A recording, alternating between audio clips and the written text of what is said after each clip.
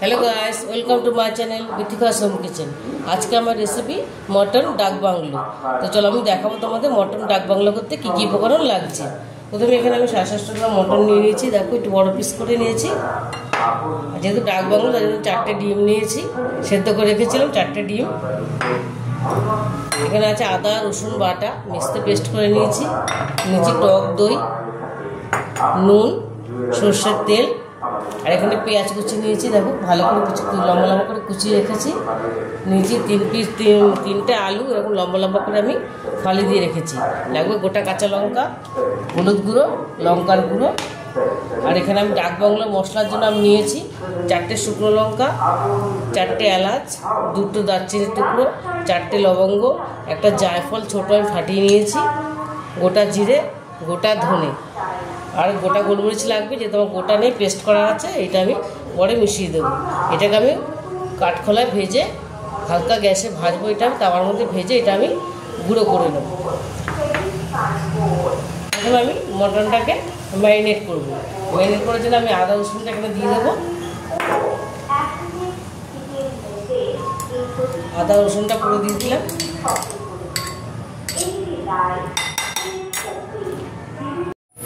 আদা রসুনটা পুরোটা দিয়ে দিলাম। দিয়ে দেবো আমি টক দইটা,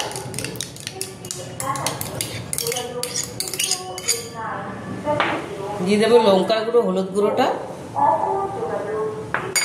দিয়ে দেবো নুন পরিমাণ মতন,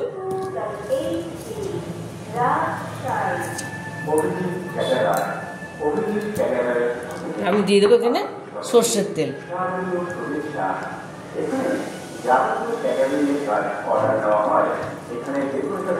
এটা আমি একটা বড় পাত্রে, যেটা আমার ছোটো হয়ে গেছে, এটা আমি একটা বড় পাত্রে নিয়ে আমি এটা মেখে আধ ঘন্টা থেকে 1 ঘন্টা আমি রেখে দেবো। রেখে আমি মাংসটা রান্না করবো, তাহলে ভালো হবে, মাংসটা ভালো সেদ্ধ হবে। দেখো ডাক বাংলো মাংসটা আমি কড়াইতে নেড়ে, শুকনো খোলায় নেড়ে আমি এটা গুঁড়ো করে নিয়েছি। আর আমি এখানে কড়াই বসিয়ে দিয়েছি, গরম হয়ে গেছে। আমি এগুলো এখানে ডিমের মধ্যে, আলুর মধ্যে নুন, হলুদ আর লঙ্কা গুঁড়ো দিয়ে মাখিয়ে রেখেছি। এবার আমি কড়াইতে তেল দিয়ে দেবো, এগুলো ভাজার জন্য কড়াইতে তেল দিয়ে দেবো।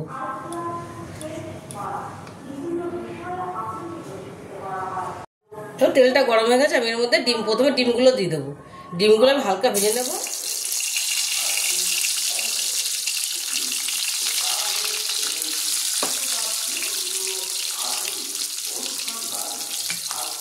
বেশি ভাজবো না, হালকা করে ভেজে নেবো।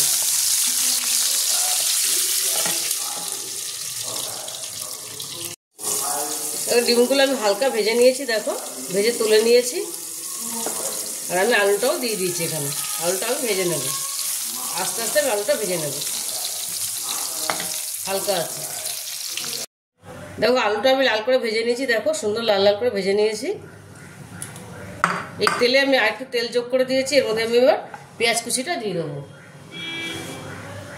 আমি এবার পেঁয়াজ কুচিটা এর মধ্যে দিয়ে দেবো।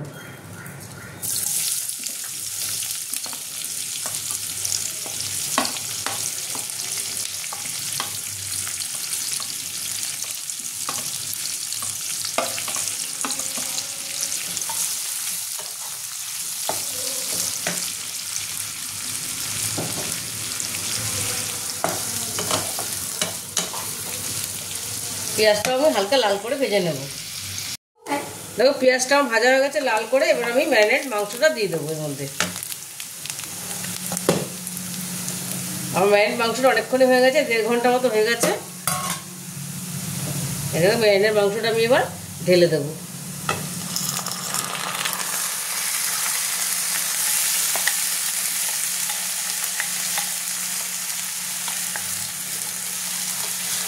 এটা আমি ভালো করে কষিয়ে নেব,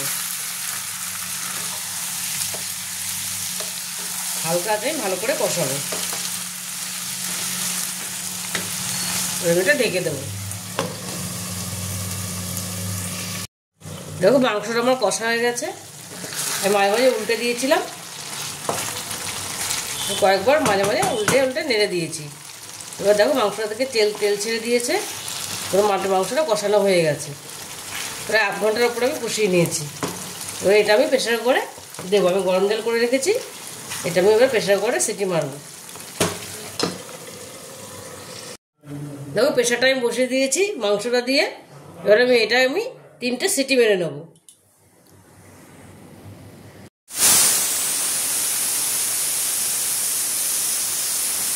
প্রেশার আবার সিটি পড়ে গেছে। দেখো মাংসটা নর্মাল হচ্ছে, তারপর আমি খুলেছি। দেখো আমি 3টে না 2টো সিটি মেরেছিলাম। এবার আমি এখানে এই ভাজা আলুগুলো দিয়ে আরেকটা সিটি মারবো। এই ভাজা আলুটা দিয়ে দেবো আর দিয়ে দেবো ডাক বাংলো মশলাটা। এবার ডাক বাংলো মশলাটা দেবো, পুরোটা দেবো না, তাহলে বেশি হয়ে যাবে। এতটা আমি দিলাম। এবার আমি এটা আরেকটা সিটি মেরে নেবো। সিটি মেরে আমি ফিরে আসবো। দেখো আলু দিয়ে একটা সিটি মেরে নিয়েছি আমি। এবার কড়াইতে এটা ঢেলে নিয়েছি। প্রেশারটা নর্মাল করলে কড়াইটা ঢেলে। দেখো আলুও সিদ্ধ হয়ে গেছে, মাংসও পুরো সেদ্ধ হয়ে গেছে, সুন্দর সেদ্ধ হয়ে গেছে মাংসটা। দেখো পুরো একদম মাংসটা এই দেখো পুরো সেদ্ধ হয়ে গেছে। এবার এর মধ্যে আমি ডিমটা ছড়িয়ে দেবো। এই গোটা ডিমগুলো ছড়িয়ে দেবো আমি। আর দিয়ে দেবো এই কাঁচা লঙ্কা আমি চিড়ে রেখেছিলাম, এই যে চিড়া কাঁচা লঙ্কাগুলো দিয়ে দেবো আমি। দিয়ে আমি কিছুক্ষণ এটা ঢেকে তারপর আমি প্লেটে তুলে নেব। এটা আমি এবার ঢেকে রেখে দেবো কিছুক্ষণ। এবং এটা মোটামুটি কমপ্লিট। দেখো মটন ডাক বাংলোটা আমার রেডি হয়ে গেছে। দেখো দেখতে কি সুন্দর হয়েছে। তোমরা একবার আমি যেভাবে বানালাম তোমরা একবার বাড়িতে এভাবে বানিয়ে দেখো, দেখবে ভীষণ ভালো হয় খেতে। আর যদি রেসিপিটা তোমাদের ভালো লেগে থাকে তাহলে একবার লাইক শেয়ার আর সাবস্ক্রাইব করতে ভুলবে না। টাটা।